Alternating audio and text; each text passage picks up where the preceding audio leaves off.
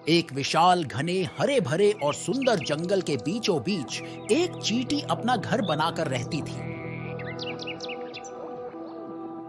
वो मेहनती और बहुत शांत स्वभाव की थी। वो कभी भी मुश्किलों से नहीं डरती और जो ठान लेती उसे पूरा किए बिना नहीं रुकती। वो हमेशा कड़ी मेहनत से भविष्य के लिए अनाज इकट्ठा किया करती थी, क्योंकि वो जानती थी कि जब मौसम बदलेगा तो जंगल में खाने की कमी हो जाएगी और अगर वो अभी अनाज इकट्ठा नहीं करेगी तो बाद में उसे खाने के लिए परेशान होना पड़ेगा।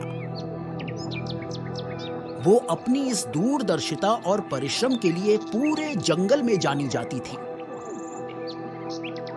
गर्मियों के मौसम में जब भोजन प्रचुर मात्रा में होता तो चींटी अपने साथियों के साथ जंगल के हर कोनों से भोजन ला लाकर अपने एंथिल यानी घर में जमा करती रहती। जंगल का हर जानवर चींटी के परिश्रम के कारण उसकी प्रशंसा करता, लेकिन जंगल के कुछ लापरवाह प्राणी जैसे कि ग्रास हॉपर यानी टिड्डा जो घास पर यहाँ वहां उछलता रहता था, चींटी के निरंतर परिश्रम का मजाक उड़ाया करता था।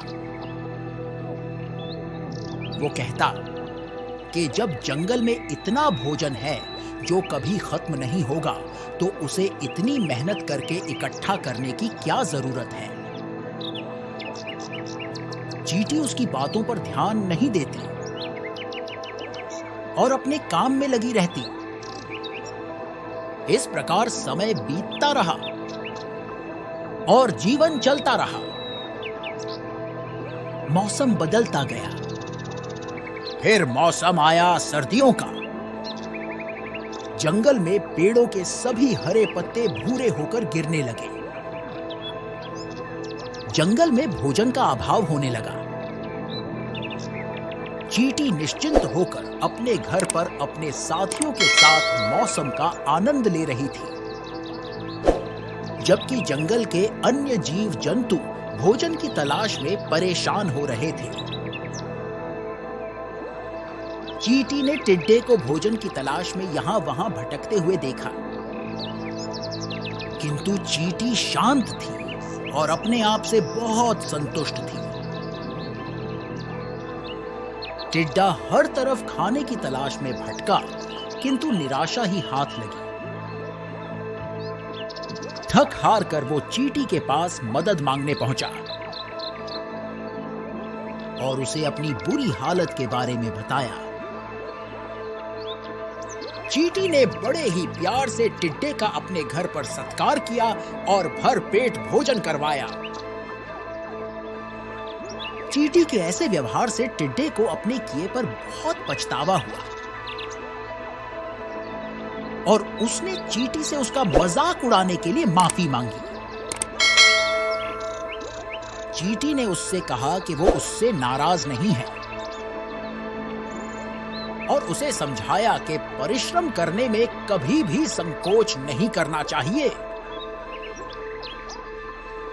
और भविष्य के लिए पहले से ही तैयारी कर लेनी चाहिए।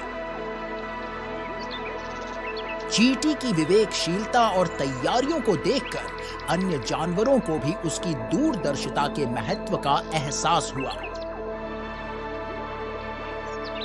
उन्होंने उससे मार्गदर्शन मांगा, भविष्य के लिए भोजन एकत्र करना और भंडारण करना सीखा और आगे की योजना बनाने के महत्व को समझा।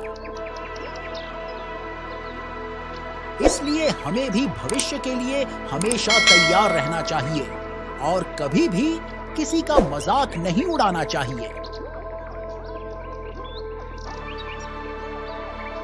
इस वीडियो के बारे में अपनी राय नीचे कमेंट सेक्शन में हमें बताएं और सब्सक्राइब करना ना भूलें।